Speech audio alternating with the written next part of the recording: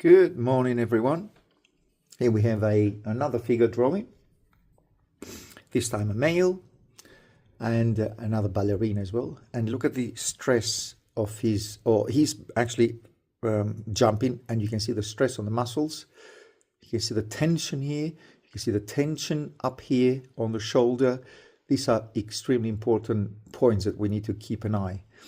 Give that tension of jumping and forcing himself to perform or keep that movement whilst he's actually on air.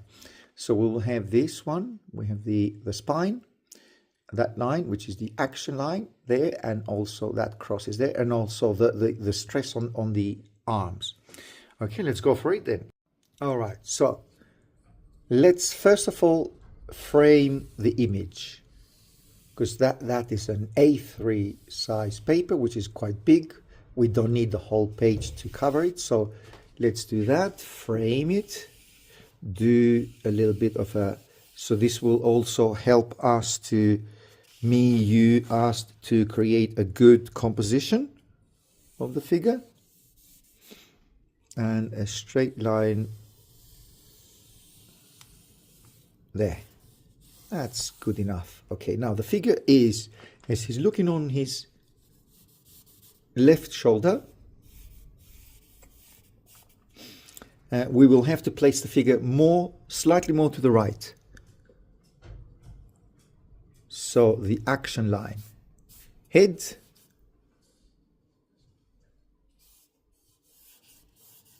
spine, arm. You see, have you noticed that I'm actually using the charcoal on the wide side? Because again, this gives me a very average line and shadow. I'm helping myself because that will give me a good shadow, that type of coverage of these of his limbs. And as I said, action line, head, spine, shoulders are here. His right shoulder is high, left shoulder is low, and the arm, which goes kind of like that. Then we have his right leg here, left leg there, and the foot itself, and the arm. Okay, now the arm.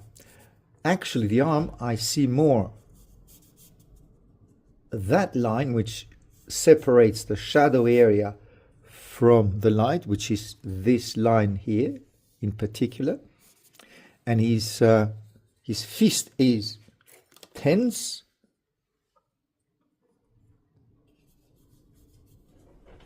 These are the fingers, knuckle,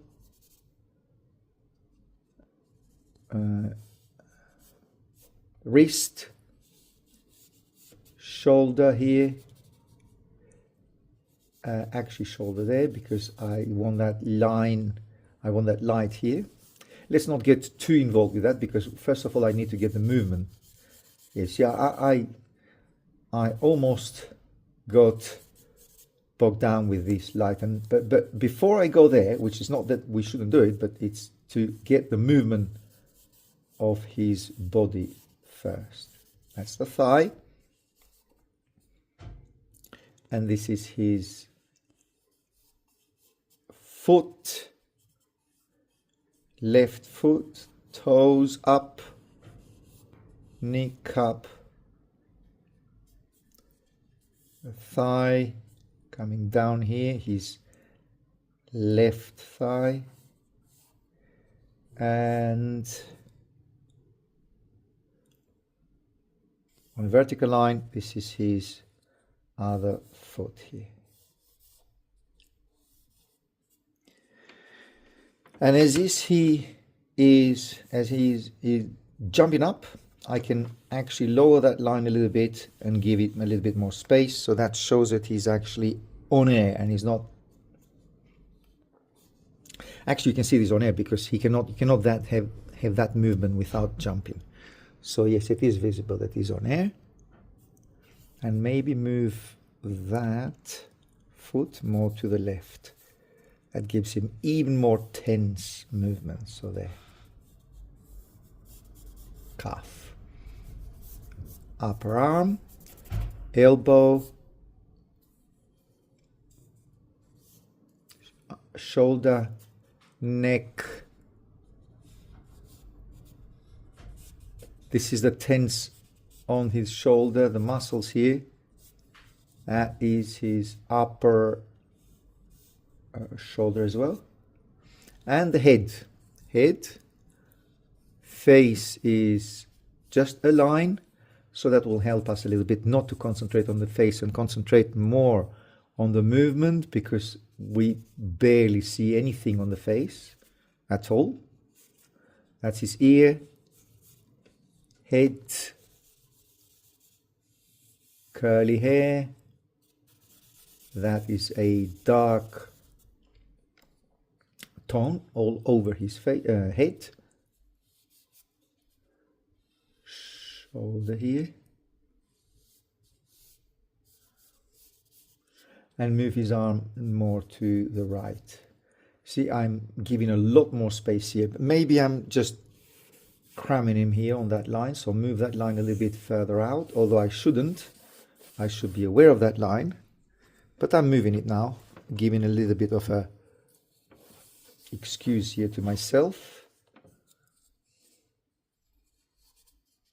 There you have that dark tonal value of his muscle.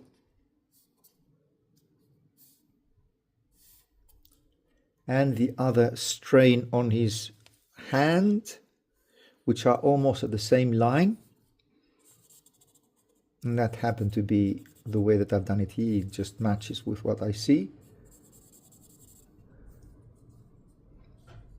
And a little bit more. I think I probably need to bring the arm more. You see, I've moved the line, but I think that the arm has gone too far out. So I can now be a little bit more precise here with the arm and move the arm more to the left. So move that arm more to the left. Wrist, sorry. And you have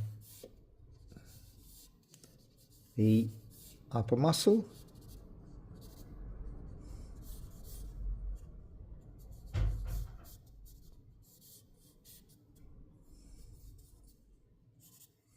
And you have here is the muscle of the thigh. And I think I need to bring his pants a little bit further up. And that is the case here. So I can have a bit more thigh. Now here, both thighs are crammed because there is a shadow which covers all the right side of his right thigh and all the right side of his left thigh. Okay. Now, bring the thigh, the calf a little bit lower, foot lower, so then I have more distance on the upper thigh.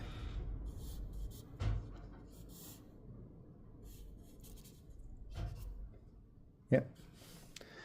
Let's find a putty rubber now. Okay. Get with the putty rubber. First of all, vertical lines. Where I do have that light is actually straight on his neck. So if the neck is here, which it is, on a straight line, it's not matching. It is not matching. So what I need to do is to,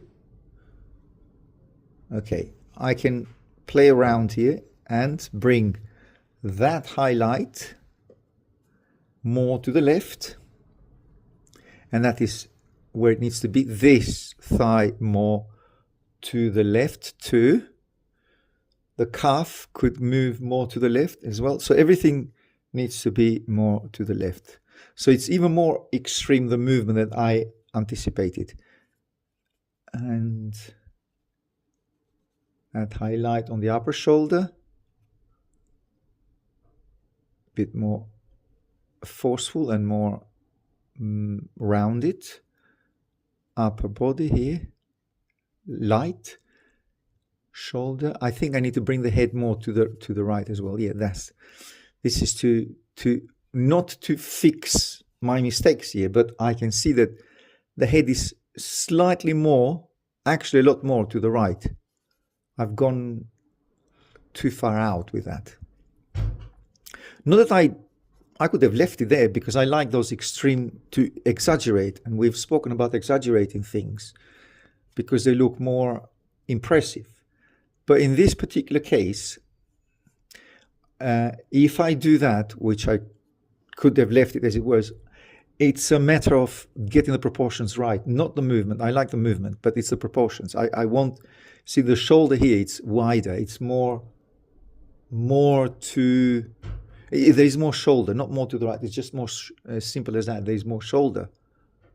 And this is why I need to keep an eye now.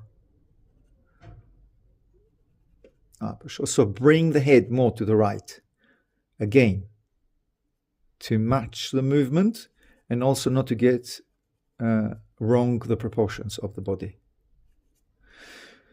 Okay.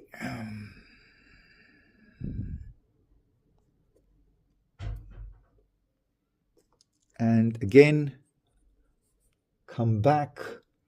You see, now I see that this line matches with the head here. So the head, now why I got it so wrong, it's because I've got the camera here and the tablet, now I've moved it to the left. So I was not actually measuring with vertical lines like I normally do, because it's too far away. Okay, now, that's not an excuse though, but I thought I had it right. But when you start measuring and you start looking with vertical lines, the head just moves way too much to the left. But anyhow, it's not a problem, because Leonardo had those issues with the horse. One of his drawings that I know of is that he drawn, and we've spoken about that many times, he drawn the horse and he changed the movement of the horse's legs.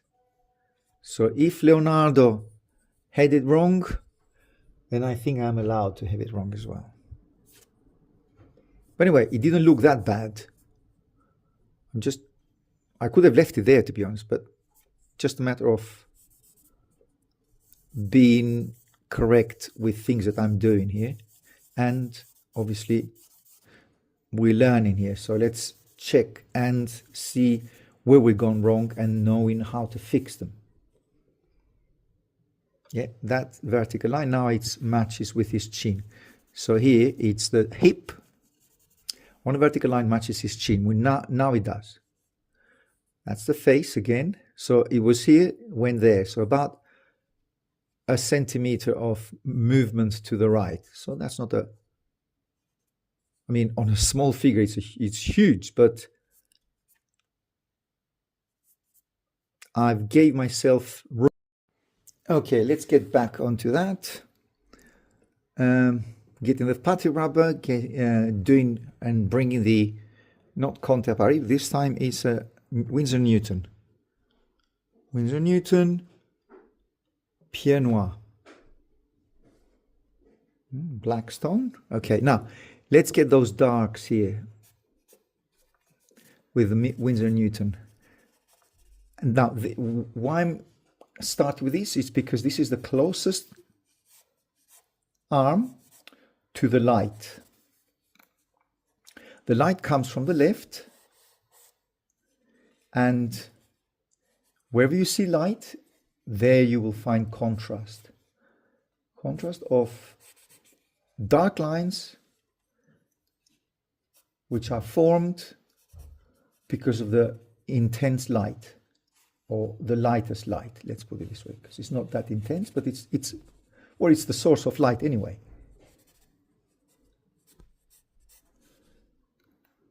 His face, ear, bit of shadow here, which suggests his jaw line, all that area here, which is basically all his tense muscles are, get that dark here, even darker than what I actually have it here. Upper body is quite dark. Here is where I need to align the neck, quite powerful, muscly neck, with this line, which is actually suggests his upper arm and lower arm. There we have it here. And the lower arm, with his wrist completely tense, and actually he's holding and he's just like crushing his fingers here. Thumb. I'm exaggerating now, but you know, as I said, it's good to exaggerate because it creates more drama, and drama creates movement. And if you think that way, the drawing becomes more dramatic. Like a movie, a drama movie, it's a lot more interesting than a documentary. Or a drama, not a movie, but a drama in general. A darker tone. Spine here. Pants. Upper thigh. A dark here, which is emphasized here on that part of his, where the kneecap is. Now, kneecap is a bit more rounded. Sorry, I've lost it. That the camera was not actually recording. Look what I'm doing here. I'm creating a little bit more of a movement here. So those darks are quietly moving into the background. And that creates movement, you see? So it's done on purpose, if you like. Okay. Maybe I need to re-emphasize a little bit though, because I don't know where, from what point you didn't see it. The camera was not recording.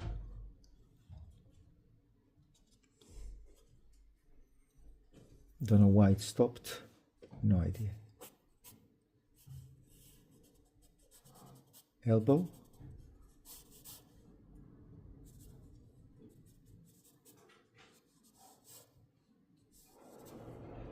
And upper muscle, darker, shoulder,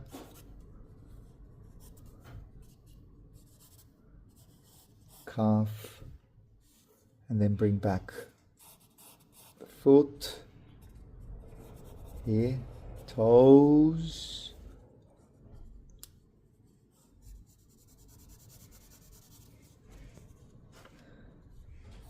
heel, and re-emphasize that line, that dark tone here.